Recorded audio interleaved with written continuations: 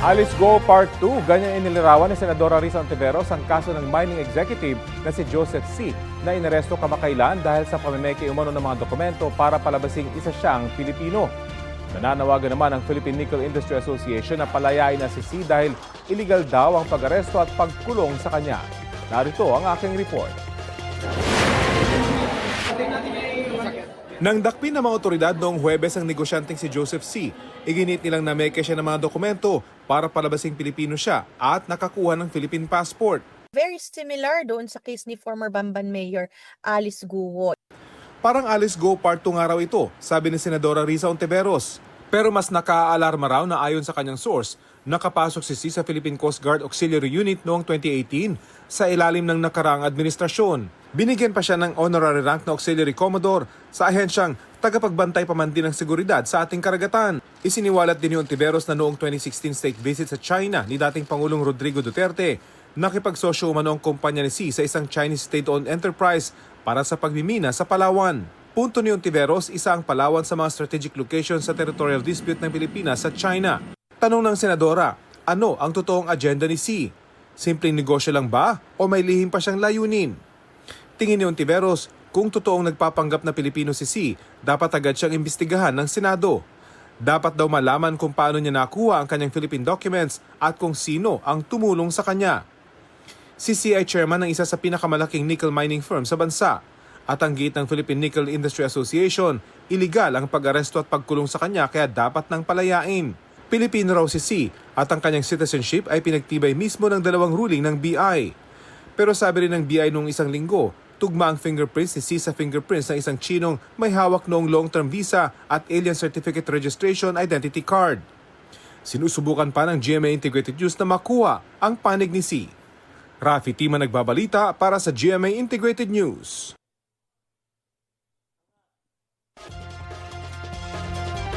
Pagdilay-nilayan ngayong buwan ng wika.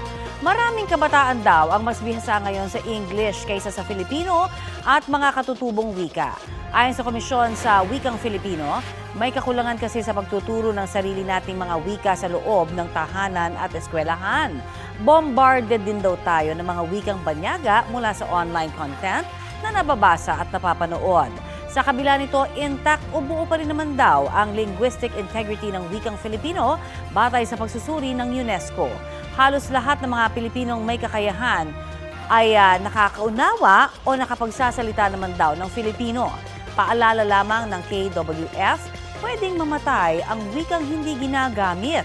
40 lengguwahe sa Pilipinas ang nanganganib ng maglaho sa ngayon.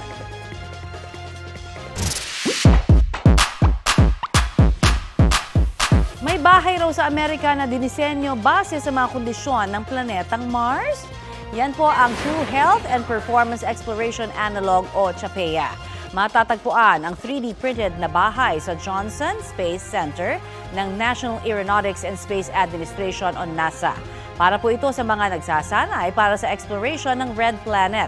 Sa October, papasok na ang ikalawang batch ng 4-man crew sa CHAPEA. Sa loob ng isang taon, sasanayin nila ang mga sarili sa living condition ng Mars. Tututukan doon ang kanilang pag-adapt sa limited na pagkain at tubig, pati ang kanilang exercise regimen. Ang simulated missions, bahagi ng paghahanda ng NASA sa kanilang goal na makapagpadala ng crew sa Mars sa taong 2030. Wow na wow! May nahuli ang mga otoridad na iligal na nagbebenta ng gift card sa mahal na presyo. Detalye tayo sa ulat on the spot ni Oscar Oida. Oscar? Yes, Rafi, arestado sa entrapment operation ang 32 anyos na online seller na si alias Kate dahil sa illegal na pagbibenta ng gift cards na sobrang mahal kumpara sa regular na presyo. Ayon sa Cyber Patrolling at Intelligence Unit, na-discover ang Facebook post ng suspect na nag-aalok ng gift card sa halagang 190 pesos kada isa, malayo sa original na 30 pesos.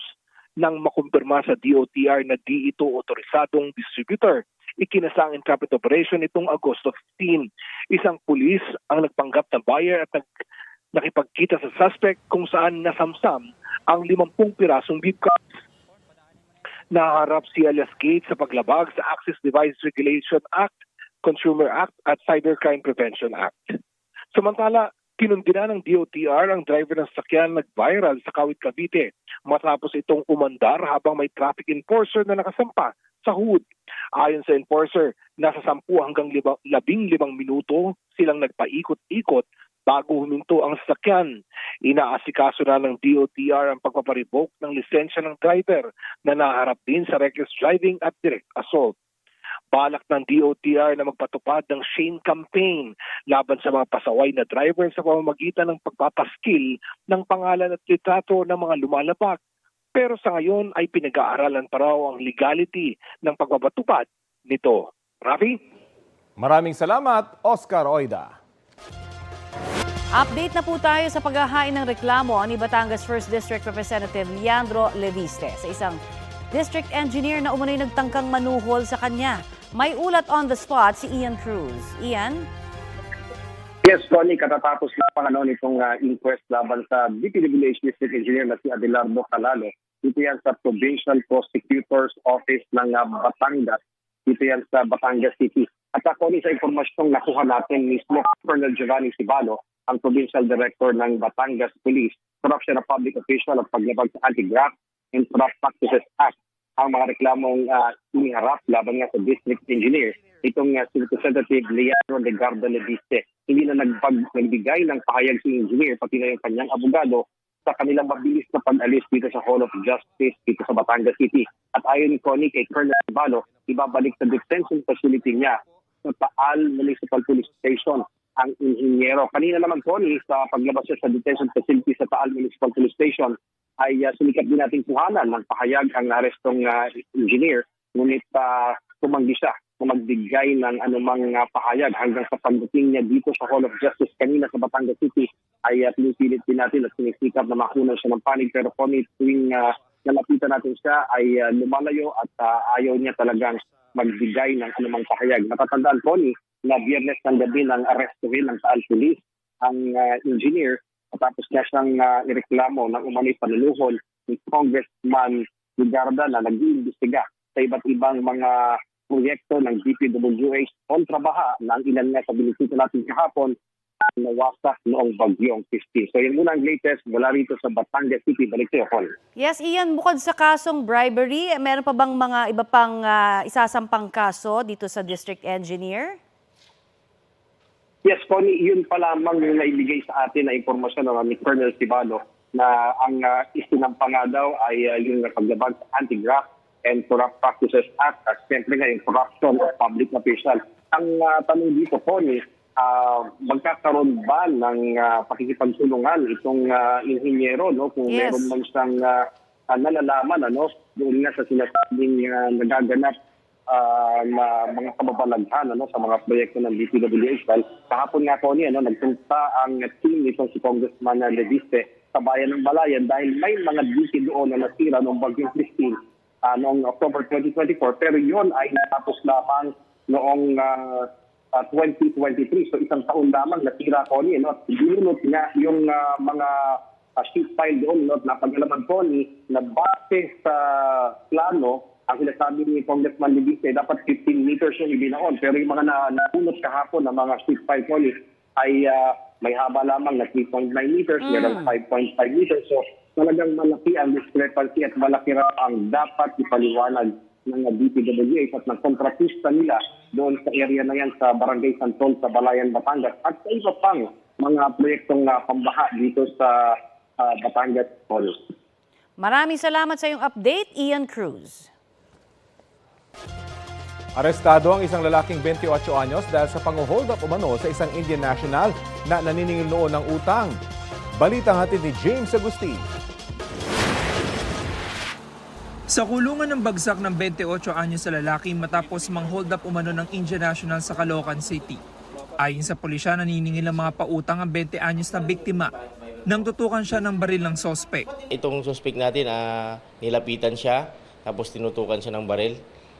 Yung replika nga, tapos sinabihan siya na hold up to, akin yung pera mo. Sa takot po ng victim natin, binigay niya naman po yung hawak niyang perang halagang 4,000. Naaresto ang suspect sa follow-up operation.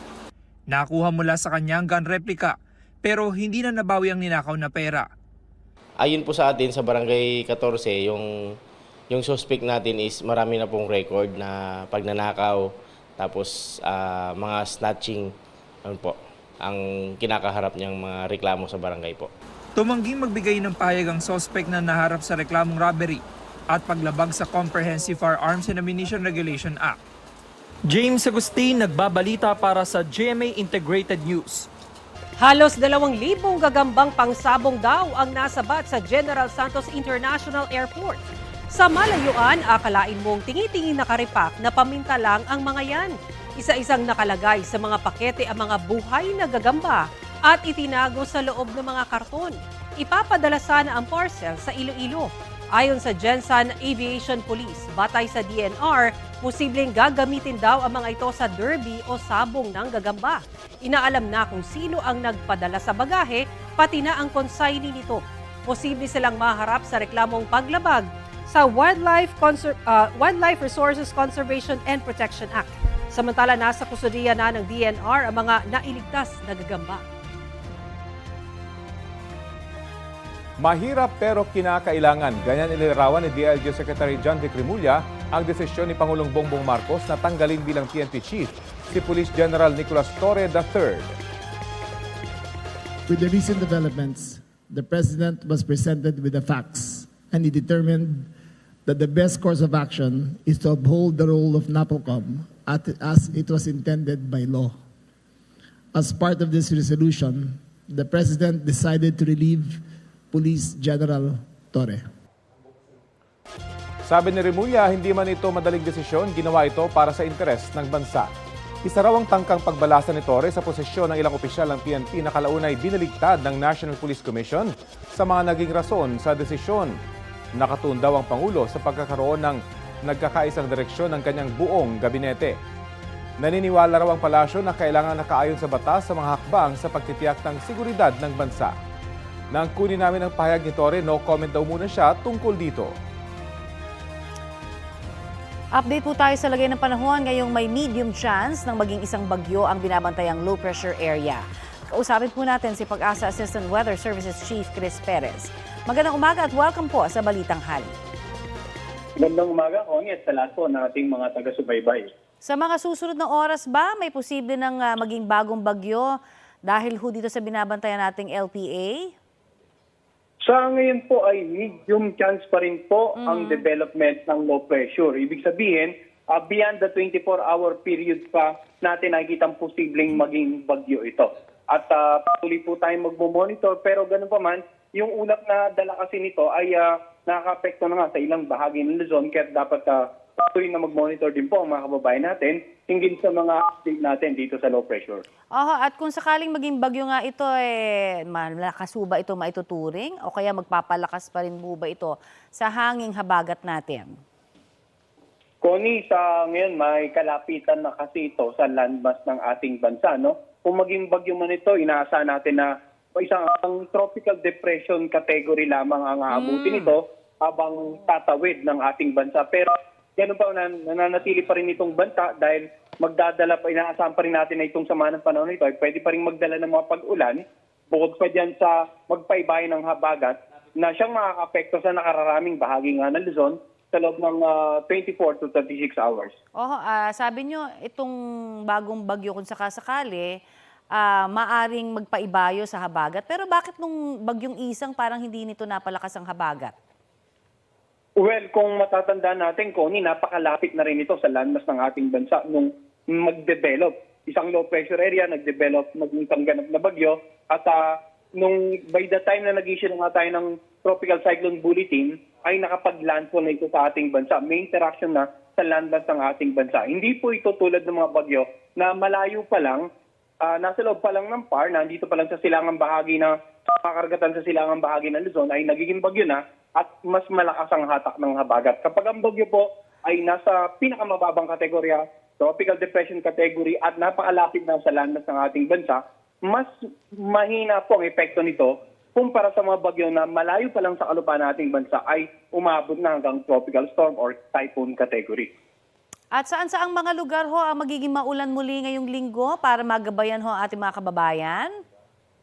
Well, ang inaasahan po natin in the next 24 hours, itong mga lugar dito sa silangang bahagi ng Luzon, itong Cagayan, Isabela, lalawigan ng Aurora, Nueva Ecija, Bulacan, Rizal, Quezon, at saka yung Camarines provinces, makakaranas po ng mga pag-ulan yan. Moderate to heavy, heavy to intense, dahil nga po dito sa low pressure na binabantayan natin. Ganon din po itong lalawigan ng Occidental Mindoro, Antique at Palawan dahil naman sa pinag-iba yung habagat. At inaasahan po natin na in the next 48 hours ay posibleng mabawasan yung mga lugar na apektado nga nitong low pressure, pero may mga lugar pa rin maapektuhan ng habagat, lalong-lalo sa kandurang bahagi ng Southern Luzon at ng Visayas. Okay, marami pong salamat, Pag-asa Assistant Weather Services Chief Chris Perez. Mga mare, streaming na ang pelikulang One Hit Wonder na pagbibidahan ni Khalil Ramos at Gladys Reyes.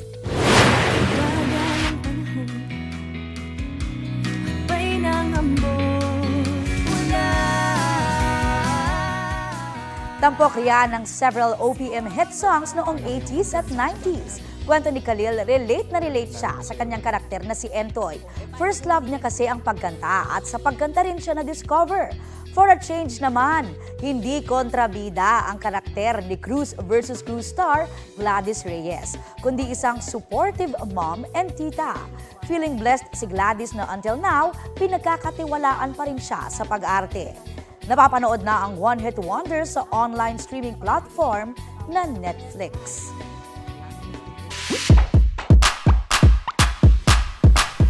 Ay, ito na nga. Kapag sinabihan ka na ang haba ng hair mo, compliment yan, di ba? Pero hindi yan ang hanap na papuri na mga lumuhok sa isang contest sa Illinois, USA. Ang motto kasi nila, no hair, don't care. Kalbo, laban sa kalbo ang eksena sa Bald Up Competition sa Chicago. Mahigit 6 na po ang sumali. May natural, may ginupitan at may dinaan sa bald caps. Basta absent ang buhok sa ulo, pwedeng makipag-showdown. Itinanghal na first runner-up ang kalbong Slay ang pag-aura.